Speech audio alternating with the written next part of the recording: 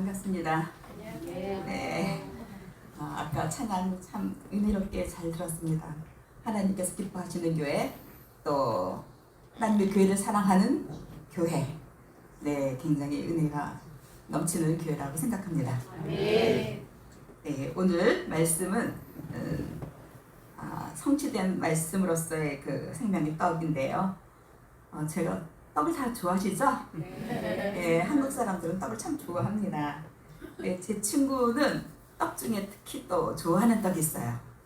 뭐냐면 절편을 좋아하는데 그것도 어떤 집에 떡만, 그 떡집도 많은데 딱 한 집만 그 집 떡만 인정하고 있어요. 그 집 떡이 제일 맛있다고. 근데 문제는 이제 저는 그 떡을 이제 같이 나눌 때마다 생각하는 거는 이 친구가 예수를 믿었으면 좋겠는데 믿지를 않는다는 것입니다. 그러니 영적인 것을 즐거워하지 아니하고 오히려 배고프고 자기 입맛에 맞는 것을 즐거워하는 내 친구를 볼 때마다 여러분 어땠을 것 같아요? 마음이 아프죠. 바로 그것입니다. 영원한 생명에 관심이 없습니다. 없고 그냥 세상 일에 뭐가 좋더라, 또 뭐가 비싼데 그거 참 갖고 싶다, 뭐 이런 그 얘기만 만족해하고 있는 것입니다. 그거에서 관심이 많기 때문에 영적인 일에 그 하나님의 일이죠. 하나님 일에는 전혀 관심이 없고 오히려 땅에 세상에 사람들이 관심을 갖는 그런 관심을 갖는 친구이기 때문에 제가 기도하면서 맨날 마음이 쓰입니다. 언제 돌아올까? 언제 하나님께 돌아와서 그가 하나님을 고백하는 생활을 할까? 그런 기도를 많이 하고 있습니다. 오늘 본문을 보면 또 여기서 예수님의 심정도 알 수 있을 것 같아요. 바로 그런 심정이 아닐까 저는 생각합니다. 여러분 오늘 본문 중에는 6장 전체는 오병이어 기적이 나와 있습니다. 이 오병이어 기적을 통해서 5,000명이라고 말했지만 사실 거기에 식구까지 계산하면 한 2만 명쯤 될 것 같아요. 그렇죠? 이 오병이어 기적 사건은 먼저 하나님의 생각과 사람의 생각이 많이 다름을 볼 수 있습니다.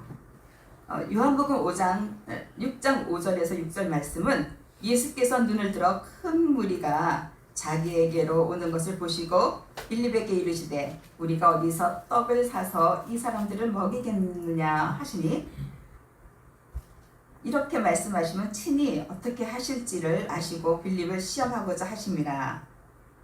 자, 여러분에게 어떻게 말씀하실까요? 예수님께서 어떻게 떡을 먹일 수 있을까?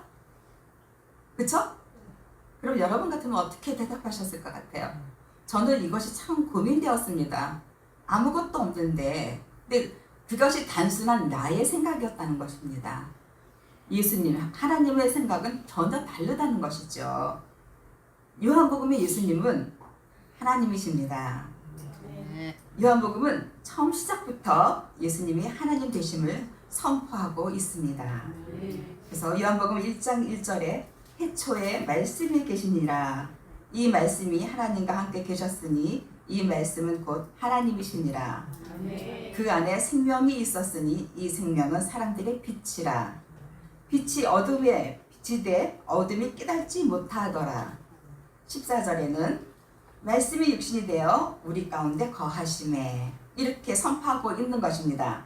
이 말씀은 예수님이 성육신 하신 분이시고 구약에서 예언된 모든 하나님의 계획과 약속을 성취하셨음을 선언하고 있는 말씀입니다. 그래서 6장의 오병이어 기적인 표적을 통해서 말씀을 이루어 가시는 하나님이신 예수님은 자신이 세상에 생명을 주러 오신 메시아 하나님이심을 사람들이 깨닫기를 원하셨습니다. 그런데 말입니다. 아까 말씀드렸죠. 하나님의 생각과 사람의 생각은 다르다는 것을. 큰 무리, 2만 명 정도 되는 큰 무리들은 예수님의 기적에서 육적인 배고픔을 채우는 것에 만족하였습니다. 그냥 그것으로 만족했습니다. 여기가 좋사오니, 그 말하고 똑같은 얘기죠. 그렇죠? 근데 26절에서 예수님은 이렇게 말씀하십니다.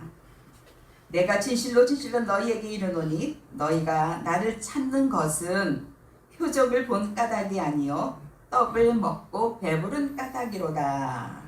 얼마나 상심한 말씀입니까? 그렇죠? 그래서 오병이어 기적은 예수님이 육체적으로는 배고픈 사람들을 채워주신 것이지만 큰 무리들이 예수님을 찾는 이유가 떡을 먹고 배부른 까닭이라 이렇게 말씀하신 것입니다. 이 말씀은 그 큰 무리들이 기적을 베푸신 분이 누구인지 관심을 갖지 않는 것입니다. 그것보다도 자기들의 필요를 채워주시는 그냥 선지자로만 생각했던 것입니다. 그러니 예수님의 심정이 어떻겠습니까? 여러분 이렇게 한 번도 생각해 보신 적 있습니까? 내가 이 일을 했을 때 하나님이 기뻐하실까? 아니면 내가 더 기뻐할까? 이런 것들을 한 번쯤은 생각해 보지 않으셨는지요? 다르다는 것입니다. 하나님의 생각과 사람의 생각은 다르다는 것을 여기서 볼 수 있는 것입니다. 예수님은 너희가 나를 찾는 것은 표적을 본 까닭이 아니요 떡을 먹고 배부른 까닭이로다. 이 말씀은 저를 되돌아보게 했습니다. 혹 저 또한 배만 위하는 삶을 살고 있는 것이 아닌가 하는 자기 성찰을 하게 되었던 것입니다. 왜냐하면 떡을 먹고 예수님을 따르던 그 큰 무리들은 66절에서 예수님을 믿지 않고 떠나갔습니다. 요한복음 6장 61절은 이렇게 되어 있습니다. 그때부터 그의 제자 중에 많은 사람이 떠나가고 다시 그와 함께 다니지 아니하더라. 얼마나 슬픈 얘기입니까? 예수님의 생각은 배고픈 것만 채워주는 것이 아니라는 것입니다. 내가 누군지를 좀 알기를 원했는데 그렇게 되지 않았다는 것입니다. 그래서 예수님은 제자들에게 너희도 가려느냐 이렇게 말씀하십니다. 우리에게는 늘 선택을 해야 하는 일들이 많이 있습니다. 두 갈래 길이 많지요. 네, 영원한 생명의 떡인 영생의 말씀을 원하는 예수님의 제자들은 예수님께 붙어 있었지만 생명의 떡보다 세상이 주는 떡인 대만이하는 떡을 원하는 큰 무리들은 떠났습니다.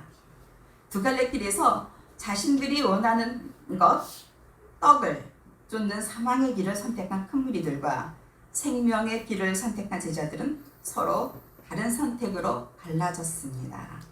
여러분의 선택은 오늘 여러분의 선택은 어떤 것인지요? 여러분 한번 뒤돌아보시기를 바랍니다. 우리가 믿음으로 살면서 이런 선택이 매번 있는 것입니다. 매 순간마다 이런 선택을 해야 될 때가 많이 있습니다. 이럴 때 나는 무엇을 선택할 것인가? 예수님께 붙어 있을 것인가? 아니면 내 배와 세상 것 유혹을 따라서 갈 것인지를 선택해야 될 것입니다.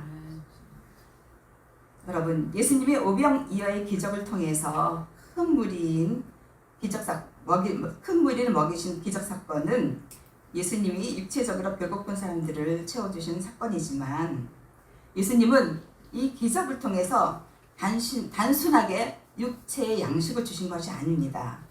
우리들의 영적인 갈등, 그쵸? 또 영적인 갈증, 또 목마름, 또 영적으로 굶주린과 같은 메마른 우리의 영혼을 채우는 영원한 생명을 주시기 위해 표적을 일으키신 것입니다. 큰 무리들, 사람들은 육체적인 필요를 채울 것이면 찾지만 사실은 그것보다 더 먼저 찾아야 될 것이 있음에도 불구하고 그들은 단지 그것만이라고 생각했던 것입니다.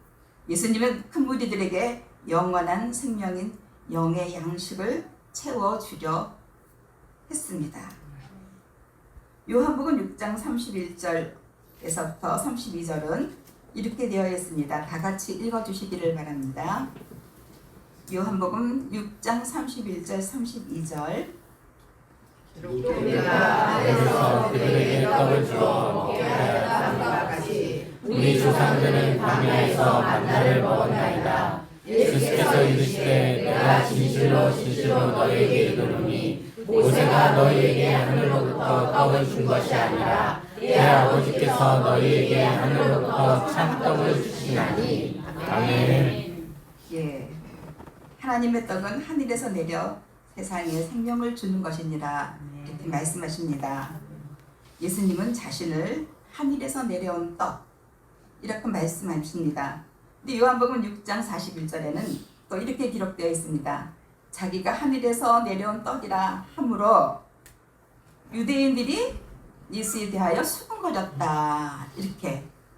그러니까 시선이 완전히 다른 것이죠. 유대인들의 시선은 예수님이 누구예요? 나사렛 사람이잖아요. 그렇죠? 근데 하늘에서 내려온 떡이라는 그 말이 그들에겐 느껴지지 않았다는 것입니다. 믿을 수가 없는 것이죠. 근데 예수님은 자신이 하늘에서 내려온 떡이라고 말씀하십니다. 이 말씀은 구약시대 출애굽할 때 이스라엘 백성들이 광야에서 만나를 통해 배고픔을 해결했던 일들을 우리로 하여금 생각나게 합니다.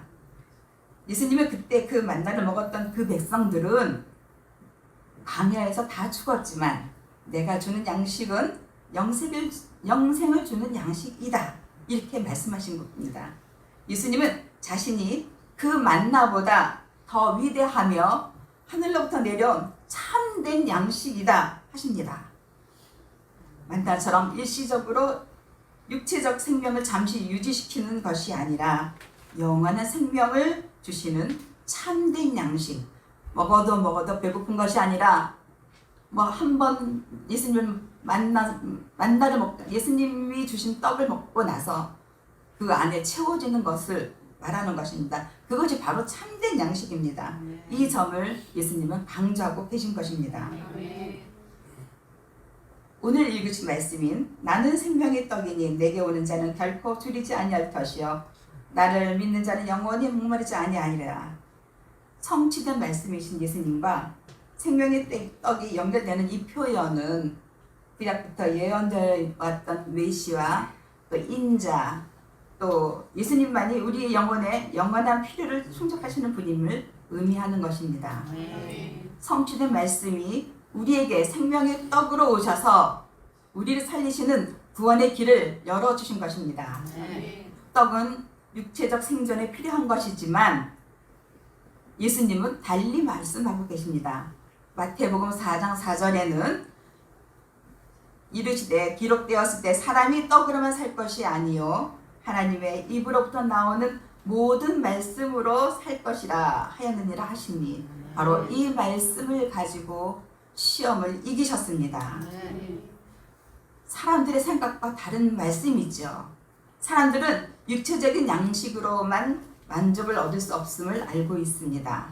영혼을 향한 영적인 양식이 사람들에게는 필요한 것입니다. 사람은 하나님으로부터 생기를 받은 존재입니다.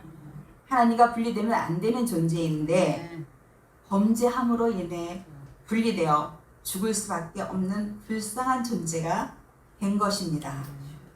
하나님으로부터 분리된 인간은 늘 영적인 배고픔에서 시달려야 하는 것입니다. 이 배고픔에서 떠날 수 없는 존재가 된 것입니다. 오늘 6장 27절에는 이렇게 기록되어 있습니다. 썩을 양식을 위하여 일하지 말고 영생하도록 있는 양식을 위하여 하라. 이렇게 말씀하신 것은 우리 삶에서 세상의 물질적인 필요와는 달리 예수님이 생명의 떡으로 영적인 삶의 필수 요소라는 것을 말하는 것입니다. 예수님은 자신을 하늘에서 내려온 참떡이라고 이렇게 비유하셨습니다. 이 떡을 먹는 자는 영원히 생명을 얻는다고 말씀하십니다. 예수님의 생명의 떡을 믿음으로 받아 먹을 때 비로소 하나님과 화목을 이루는 것입니다. 예수님의 생명의 떡은 우리에게 성경에 기록되어 있는 말씀으로 우리에게 이 기록된 말씀이 날마다 우리로 하여금 먹게 하고 있는 것입니다. 이 말씀으로 하나님의 임재를 경험하게 됩니다. 날마다 먹는 이 말씀으로 우린 매일 우리의 줄이고 목마른 영혼을 채우게 됩니다. 예수님만이 영원한 생명과 만족을 주시는 유일한 분이라는 것을 고백하게 하는 것입니다. 아멘. 하늘에서 내려온 참떡은 예수님의 십자가 사건을 통해서 완성된 구원의 계획과 밀접하게 연관되어 있습니다. 하늘에서 내려온 참떡이란 예수님은 자신이 생명의 떡이 되어 인류를 구원하시겠다는 예수님의 사랑의 표현이며 희생적인 죽음을 담고 있습니다. 요한복음 6장 51절부터 58절을 다 같이 읽어보도록 하겠습니다. 자, 나는 하늘에서 내려온 살아있는 떡이니 사람이 이 떡을 먹으면 영원히 살리라. 내가 줄 떡은 곧 세상의 생명을 위한 내 살이니라. 하십니다. 인자의 살을 먹지 아니하고 인자의 피를 마시지 아니하면 너희 속에 생명이 없느니라. 54절 읽어주세요. 내 살을 먹고 내 피를 마시는 자는 영생을 가졌고 마지막 날에 내가 살리니. 55절. 내 살은 참된 양식이요 내 피는 참된 음료다. 56절. 내 살을 먹고 내 피를 마시는 자는 내 안에 거하고 나도 그의 안에 거하니. 57절. 살아계신 아버지께서 나를 보내시니 내가 아버지로 말미암아 사는 것 같이 나를 먹는 그 사람도 나로 말미암아 살리라. 58절. 이것은 하늘에서 내려온 떡이니 조상들이 먹고도 죽은 것과 같지 아니하며 이 떡을 먹는 자는 영원히 살리라. 아멘. 예수님의 인류 사랑은 자신의 몸을 생명의 떡으로 주겠다고 예언하셨습니다. 이 예언의 성취는 십자가 위에서 죽으심으로 이루어졌습니다. 예수님의 십자가에서의 죽음이 인류를 위한 구원의 희생이 되신 것입니다.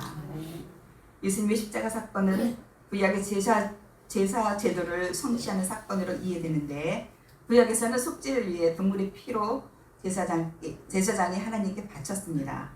그러나 예수님은 하나님의 아들로 세상을 구원하기 위해 오셨고 자신의 몸을 속죄 제물이 되셔서 죄 없으신 예수님의 피로써 한 번의 희생으로 인류의 죄를 영원히 속죄하셨습니다. 예수님의 생명의 떡이 되신 것은 그분의 사랑에 담긴 삶과 사역과 희생의 죽음과 부활과 재림을 통해 사람들을 죄와 사망과 사탄으로부터 해방시켜 살리시고 영원한 생명을 얻도록 하시는 하나님의 뜻을 성취하시는 것입니다. 생명의 떡과 십자가 사건은 우리는 성만찬을 통해서 알고 있습니다. 예수님은 최후의 만찬에서 떡을 제자들에게 나눠주시며 이것은 너희를 위해 내어지는 내 몸이다 말씀하셨습니다. 우리가 성만찬을 행하는 것은 생명의 떡이 되어주신 예수님을 믿음으로 받아들이고 예수님의 십자가에서의 희생을 기억하며 또 하나님으로부터 죄 용서하심을 받는 회개를 하며 은혜에 감사하며 우리를 영생으로 이끌어가길 원하시는 하나님의 뜻을 받드는 것입니다. 생명의 떡은 단순히 영적 양식 이상의 의미를 가지고 있습니다. 예수님의 십자가 희생을 통해서 인류가 구원을 얻고 영원한 생명을 얻게 되는 믿음을 갖게 되는 것입니다. 예수님의 은혜는 예수님이 생명의 떡으로서 자신의 몸을 주신 것, 이 자신의 몸을 죽음과 부활을 통해 하나님의 말씀이 성취되는 인류가 새 생명을 얻는 구원의 길로 인도하신 것입니다. 그럼 우리가 예수를 믿는다는 것은 무엇일까요? 우리가 예수님을 믿는다는 것은 예수님이 생명의 떡이 되어 주셔서 우리에게 영생을 주셨음을 날마다 고백하는 것입니다. 또 감사함으로 살아내는 것입니다. 예수님을 받아들이는 것이 죄와 사망과 사탄으로부터 우리의 영원한 구원은 연결되어 있는 것입니다. 요한복음 6장 54절에 내 살을 먹고 내 피를 마시는 자는 영생을 가졌고 마지막 날에 내가 그를 다시 살리리니 이렇게 말씀하신 것은 예수님과 영적 연합을 통해 영원한 생명을 얻는다는 것을 의미합니다. 마태복음 26장 26절에서부터 28절에는 예수님의 성찬 이야기가 들어 있습니다. 예수님은 떡을 가지시고 감사 기도를 하신 후 떼어 제자들에게 주시며 받아 먹으라 이것은 내 몸이니라 말씀하셨습니다. 또 잔을 가지고 이것은 많은 사람을 위하여 흘리는 바 나의 피 곧 언약의 피니라 하고 하셨습니다. 여러분, 이 언약의 피는 예수님의 피로서 예수님이 그의 피 흘리심으로 세운 이 언약은 사람들의 마음에 새긴 새 언약입니다. 우리 마음에는 바로 이 예수님의 피로 새겨진 새 언약을 가지고 있는 것입니다. 생명의 떡은 예수님의 희생적인 죽음과 부활을 통해 주어지는 영적 생명입니다. 또 예수님의 십자가 죽음과 부활과 재림으로 연결되어지는데 우리에게 영원한 생명을 주신다는 것은 우리의 종말과도 관계가 있습니다. 생명의 떡의 개념은 우리의 종말 또 예수님의 재림과 깊이 연결됩니다. 예수님의 재림은 종말의 핵심 사건이로 그분이 세상을 심판하고 그의 백성들을 영원한 생명으로 이끄는 순간입니다. 그래서 요한복음 35장 6장 35절에 나는 생명의 떡이니 내게 오는 자는 결코 줄이지 아니할 터요 나를 믿는 자는 영원히 목마르지 아니하리라. 이 말씀은 계시록의 말씀과 또 비슷한 부분이 있습니다.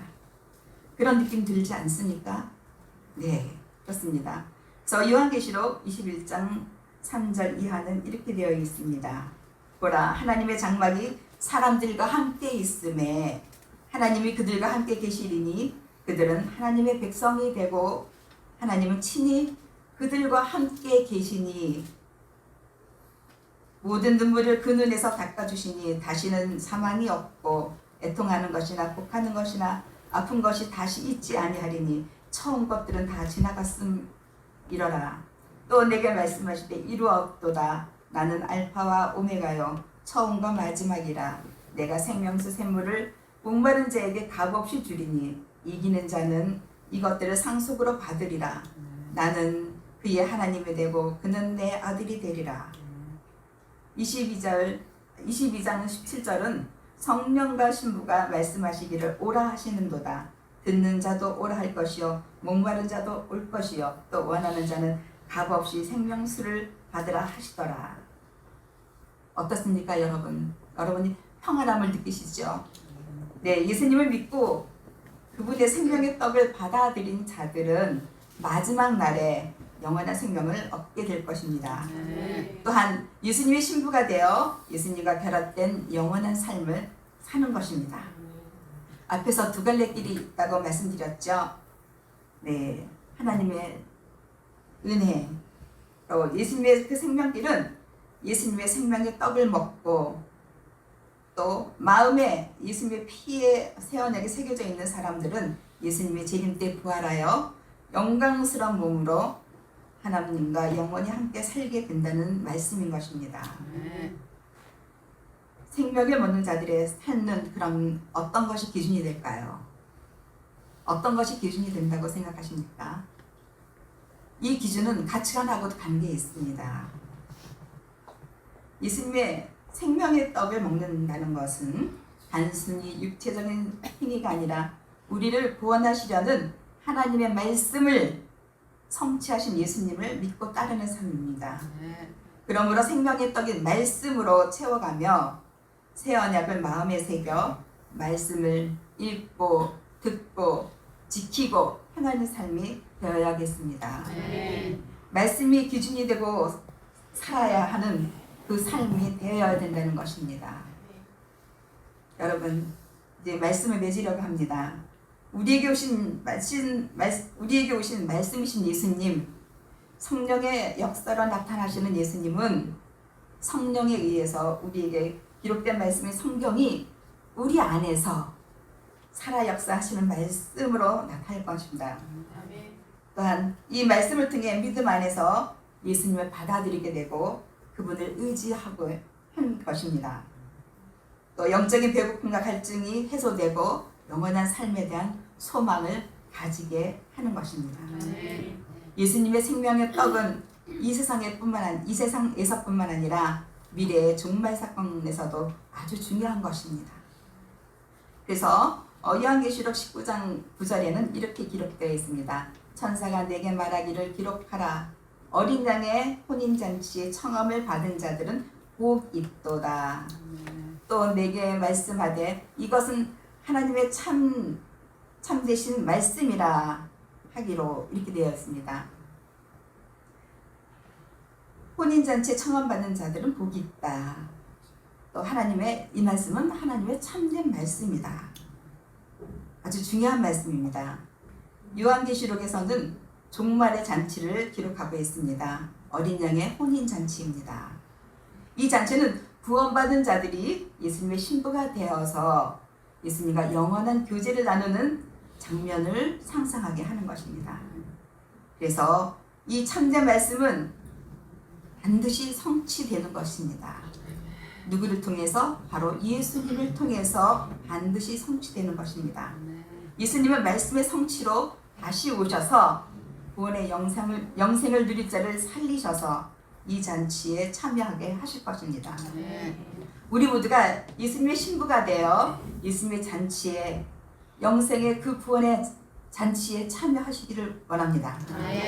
참여하시길 축복합니다. 생명의 떡은 예수님 자신이며 말씀을 성취하시는 예수님, 삶의 기준이 되는 말씀이신 예수님, 그분을 믿는 자에게 영적인 양식과 영원한 생명을 제공하여 주십니다. 생명의 떡은 현재를 사는 우리, 예수님의 생명의 떡을 먹고 사는 우리에게 예수님의 제린 때 그를 믿는 자들이 영원한 부활 생명을 얻고 하나님과 영원히 살게 되는 것을 말하고 있는 것입니다. 여러분, 그 구원의 역사 속에서 여러분이 있다는 것을 잊지 말기 바랍니다. 여러분, 또 참 말씀을 통해서 또 혼인잔치 청함을 받는 자로서 여러분이 다 참여하시기를 축복합니다. 기도하겠습니다. 말씀의 성취로 오셔서 생명의 떡이 되어 주셨음을 감사드립니다. 예수님이 우리에게 은혜로서 희생하여 주셨음을 감사드립니다. 또한 영생의 길을 열어주신 것을 감사드립니다. 우리가 말씀을 읽고 지켜 행할 수 있게 성령께서 임재하여 주시고 인도하여 주시옵기를 원합니다. 예수님의 신부로 예수님과 연합하는 영생의 삶으로 살게 하여 주시옵소서. 우리를 축복하여 주시옵소서. 예수님 이름으로 기도드립니다.